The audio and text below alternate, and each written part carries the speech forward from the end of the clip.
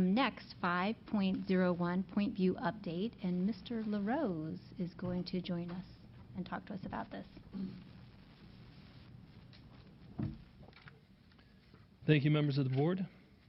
This evening we are presenting a status update of our journey to date for the Pointview's building renovation and new addition, and this also includes a look at the building design.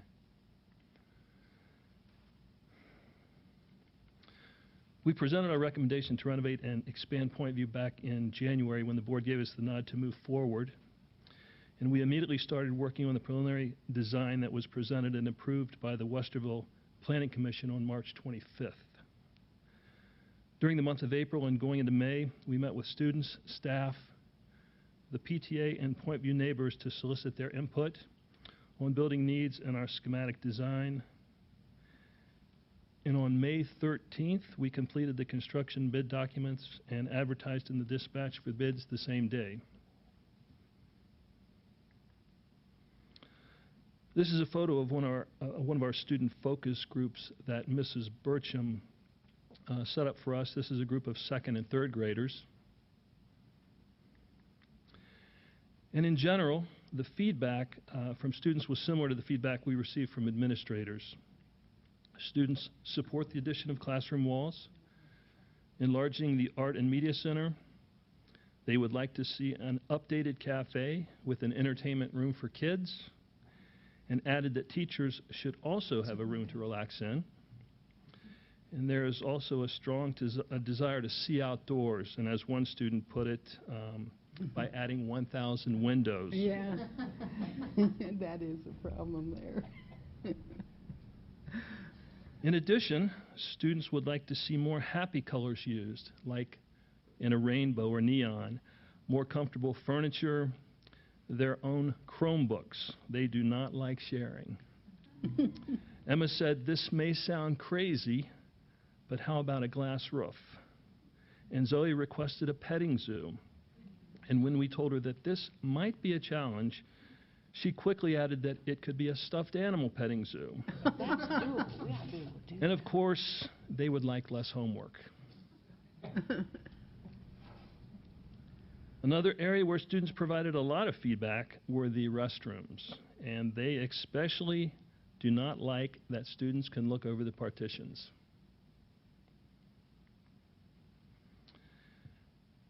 And when we were discussing the cafe, I was baiting them when I asked the question, would you rather have more fresh, juicy fruit to eat or cake? What do you think the response was? juicy fruit. Keith smiled and responded, Fruitcake. fruitcake. These students were smart, witty, creative, and having the opportunity to meet them was not only enlightening, but an absolute joy. When we launch a new design project, we start by identifying the program requirements as identified by our customers. And then we start researching and spending time experiencing the existing environment, looking for design inspiration. For example, our inspiration for the Early Learning Center was Pretend City, a children's museum in California that inspired Wester Village.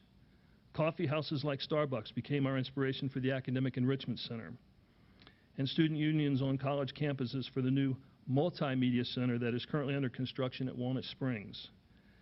These are some of the photos taken as I walked around Pointview in search of what might inspire the new design.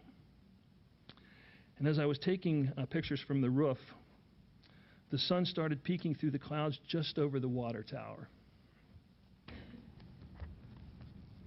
And this photo is what has provided us our design inspiration. So does this picture remind you of anything? Yeah, lighthouse. My daughter said flashlight.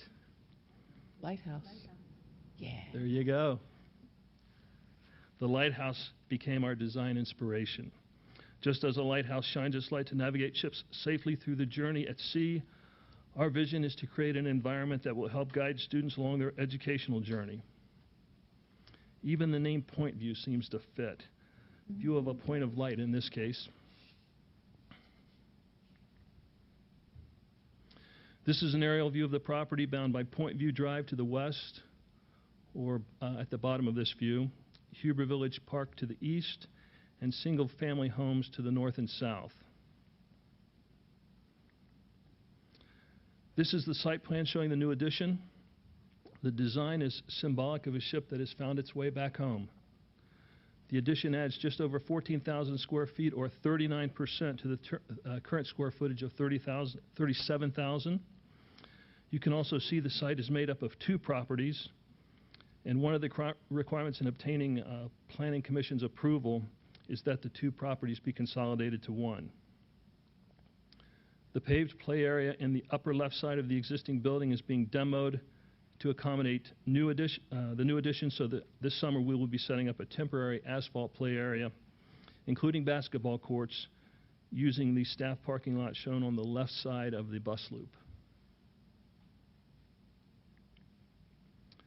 The new addition comes out to about where the dome play structure is shown, and you can see the active drainage ditch that we will need, that's going to need to get relocated. And this is a view from the roof looking north, where the new addition will sit. The yellow boxes show where soil samples were taken to determine the type of foundation for the new structure. And unfortunately, the soil is not suitable for the typical continuous footer and is requiring that caissons be used going down anywhere from 20 to 25 feet. And Mr. Griffith just happened to guess correctly how many caissons are constructed. And how many is that, Bart? 79. Unbelievable, the numbers guy.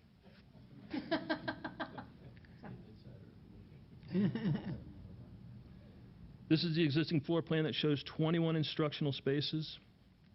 The three clusters, B and C at the top and A along the right side, each have 6 classrooms. There are 2 kindergarten rooms at the bottom right and a music room, room 121, shown in the middle. The new layout will convert the 2 kindergarten rooms to the new office, providing additional office space as requested, and the current office area will be used to enlarge the cafe. The new layout has 25 instructional spaces. The renovation of the existing space will have 15 classrooms, 8 large, 2 mid-sized, and 4 small. And the addition will have 10 classrooms. It'll have 8 large, plus a music room and an art room. Shown in the upper left are new basketball courts that were presented to Planning Commission as well as the town meeting. And neighbors did raise concern with this location, so we have pulled this from this summer's scope of work, and we'll be using the staff parking area as previously shown, and the permanent location is yet to be determined at this point. This is an axonometric view showing the new addition connecting to the existing structure. The circular room to the left is the new art room. And as we walk into the building, the kindergarten rooms are on your right, and on the left is the office area.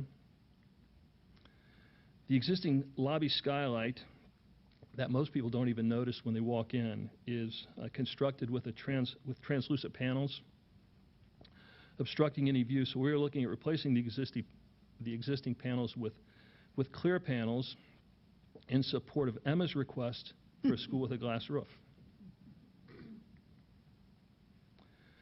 This is the current kindergarten wall off the lobby that will be replaced with glass looking into the new office area. The new wall will be highlighted using the word welcome as shown on the door and displayed in multiple languages along the windows, reflecting the district's diversity. This is a view of the existing offices between the main hallway and the cafe. And these offices are being demoed, allowing us to widen the hallway and increase the width of the cafe. Here is a rendering of the new world wall to be constructed in place of those offices that are being demoed out. It'll feature a magnetic map allowing students to place their name by their country of origin. And we also show lighthouse-type windows providing views into the cafe. This is the current servery, and we plan to enclose the servery similar to what we did at Amherst. And as a reminder, this is what the servery, what we constructed last summer for Amherst. Once we relocate the current office, this space will be opened up into the cafe area.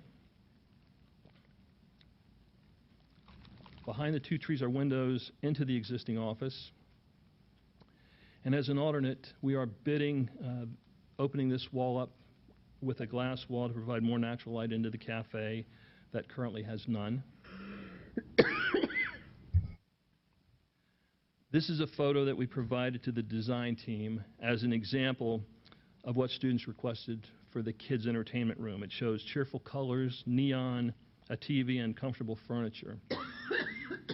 And this type of room would be constructed, again, where the current office is located and made part of the cafe.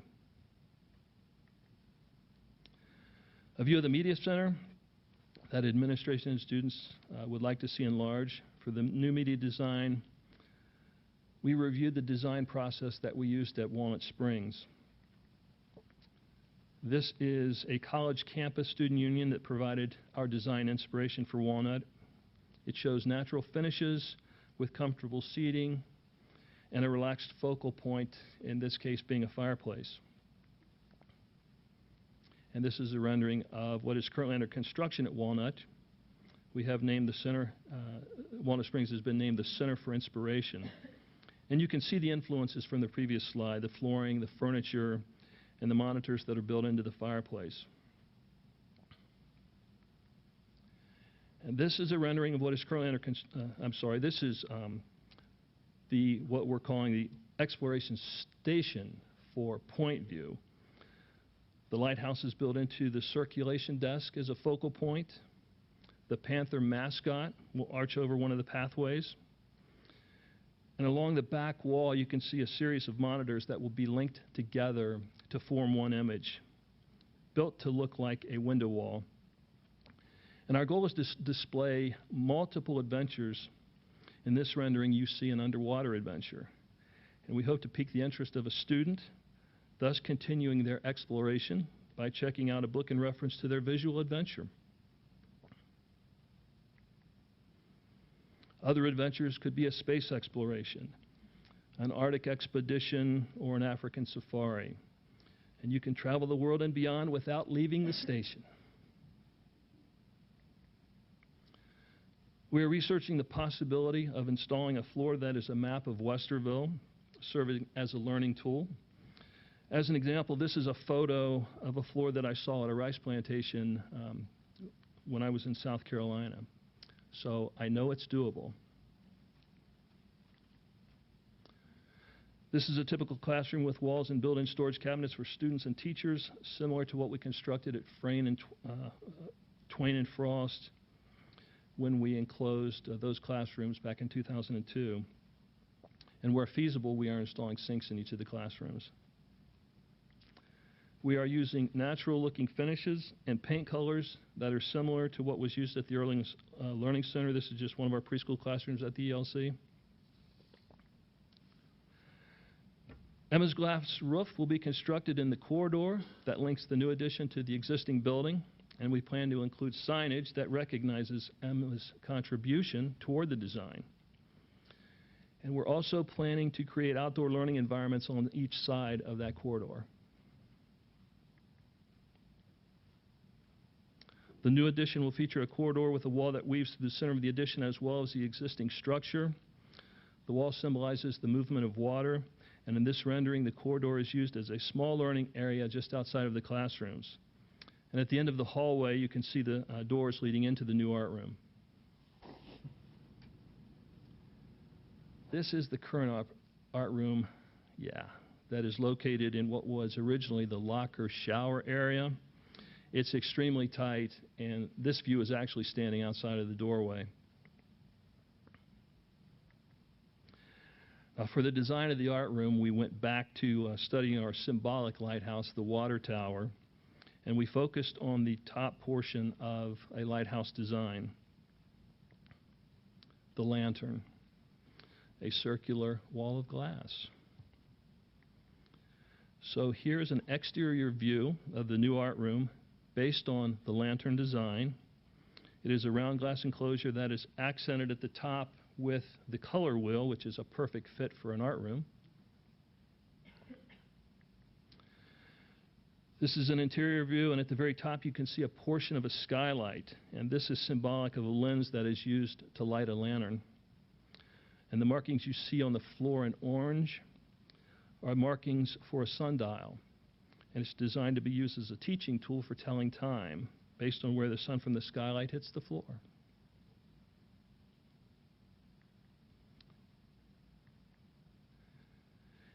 And we have been working with Mrs. Burcham on how we can utilize the construction process as part of the curricula. There have been some preliminary discussions with staff on how construction themes might be built into the lesson plans. We would like to provide periodic building tours as teaching moments for students. We would also like to work with contractors to make sure that students can view the construction process through portholes built at their height.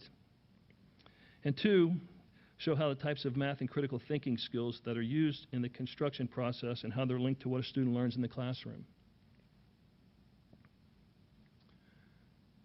So looking at the construction timeline, we are opening bids this Thursday and are scheduled to share the results with the board on June 19th when we'll be requesting approval. And if approved, we will issue a contract on the 22nd, hoping to have a building permit back from the city by that time. Phase 1 construction is renovating the current art room to a teacher's lounge to be completed by August 3rd of this year. Phase 2 to be completed by August 31st of this year is the new office area, currently where the kindergarten rooms are. And phases 3 and 4, the new addition and existing building renovation by August 1st of 2016, in time for the start of school on August 10th of 2016. So it's an aggressive schedule.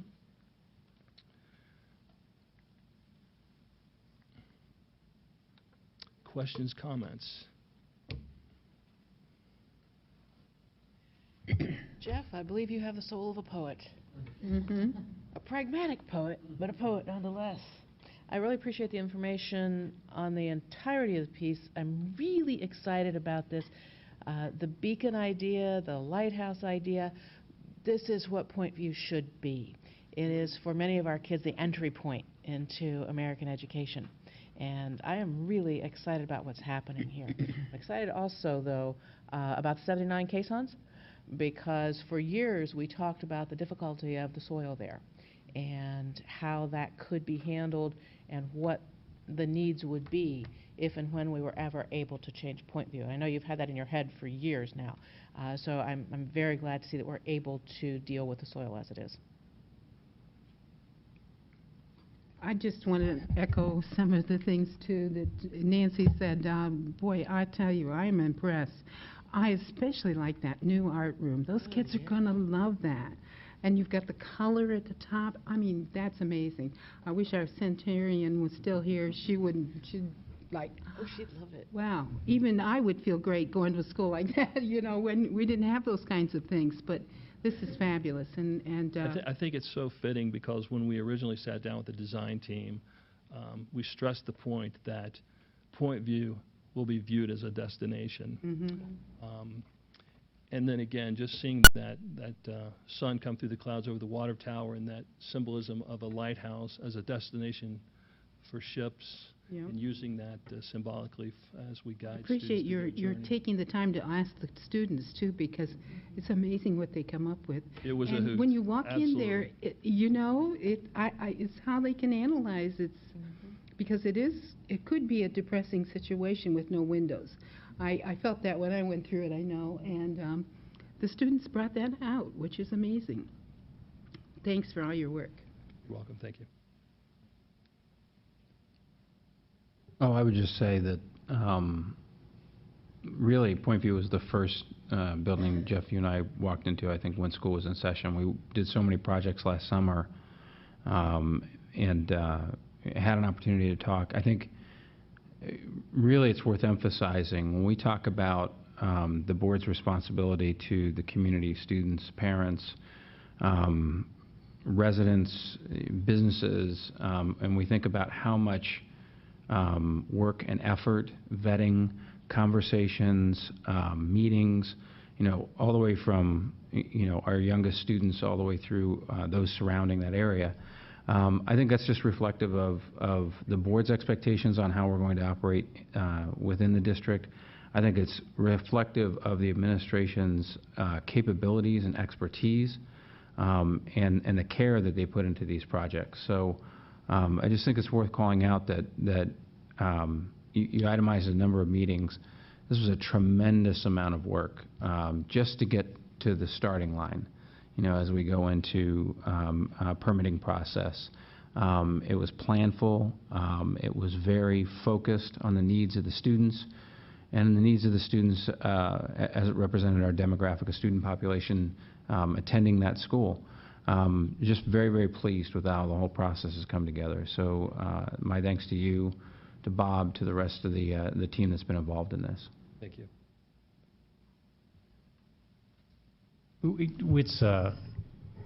It's sometimes difficult when one school will say, like, we're the best school, and another school will say, no, we're the best school. But I actually really like when the students and staff of a particular school say, they can say that, but we're really the best school. I really like that kind of ownership. And what I think you and your team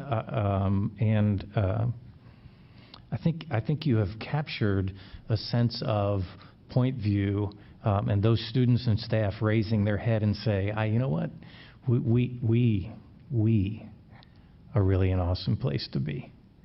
Yeah, what was cool, a couple of comments from the parents at the town meeting. One was they feel that it's going to accelerate enrollment because of the new environment. And there was another comment about increasing property values. So nice, yeah. Just really neat. Thank you for all the work. And I know Richard is right. I know this hours and hours and hours. From what you've shown us, that was time well spent. Thank you. Really. So, Jeff, this is superb, and I will tell you, Nancy and I kind of sat here. We were looking at some of the pictures of what it looks like now, and quite frankly, it was embarrassing. You walk down the hallway, and there are offices with doors for adults, but it wasn't like that closed classrooms for kids. And that was one thing, the time that I've spent in there, I always notice that. It is definitely student-focused, and it's inspiring. I think the kids will definitely be inspired.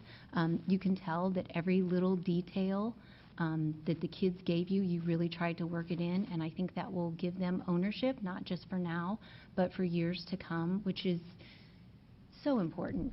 Just Emma's walkway. I mean, I'm going to tell my daughter Emma that's her walkway. We can use this for any Emma, but it just, it chokes me up, like the possibilities that are going to happen there and the revitalization, and it's more than I dreamt could come true, and I really have been thinking about this. I know we all have. This is something we've talked about one-on-one. Thank you. You're welcome. Thank you, and I loved the update, and it is a beacon. All of our schools are a beacon, but it's their time to shine. So thank you. Just real quick, thank you to the board for giving us the opportunity when you made some changes to capital improvement projects that gave us the opportunity to do this for the community. Thank you at the front end to the Pointview staff. because the pictures are great, but between here and there's a whole lot of dust and noise, and there'll be, and Jeff knows because he's done enough, and I've been in enough school construction projects. Remember the good warm feeling at this moment, because there'll be a point where we go, we found what, and it'll shift things around. So I thank you to Jeff and his staff. That it has been a very aggressive timeline from January to today to the renderings, and even to get from where we are today to the close of the project in August 1 is a lot. And there'll be some dust and noise and some inconveniences, but we'll do our best to minimize that for the staff and kids there to move things forward. I know, for example, Jeff, remind me, he mentioned that the kindergarten classrooms were going to be demoed and redone this year as school offices, and nobody asked where's kindergartens going. But the staff there recognized that they could dismantle their current computer space because of the technology in classrooms. So that effort gave them the opportunity to bring that part of the project forward and still be able to house their kindergarten classroom moving forward this next year. The other piece is the new addition gives us additional space for kindergarten.